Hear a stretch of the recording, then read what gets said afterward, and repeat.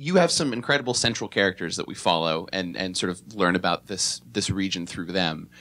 How long were you filming before you realized that they were going to be the central points through which people were going to understand this area?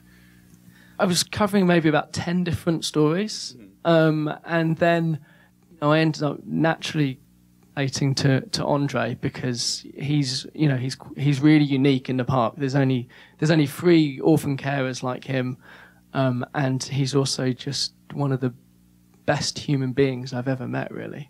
And Rodrigue, he has this he was a really interesting character as well. But we ended up working with him because SOCO agents had approached him and offered him money, and so we started working on the undercover stuff with him. I mean, he'd already been investigating SOCO himself, and then we sort of fitted in on top of that and brought undercover cameras and a sort of a central point for people to bring back evidence.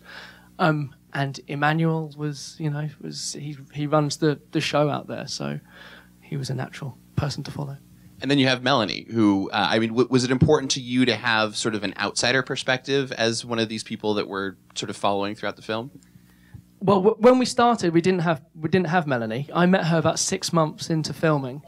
And I spent a day filming with some rebel soldiers one day, and she joined me. She's a very brave freelance journalist operating in the region, and during the day, she knew I was working with the park, and she suddenly said, "Oh, I know some guys you might be interested in. They work for SOCO," and my ears were like, "What did you just say?" And so we told her about what we'd been doing because we'd spent 6 months already investigating, and said, "Would you be interested in working with us?" And she was like, "Absolutely." So she learned how to use the undercover cameras we use and started charging ahead very much on her own and started bringing back all this ridiculous material. For those sort of undercover sequences, I imagine there was kind of an interesting conversation because on one hand, you want her to be safe. You want her not to sort of be exposed, but at the same time, you do, I guess, want footage that is going to be usable in the final project. So how were those conversations? Like, was there a central tension there, or did it kind of naturally evolve? We had to take security really, really seriously on this. I mean, so to such a level that Rodrigue and Melanie didn't even really know about what the other one was doing.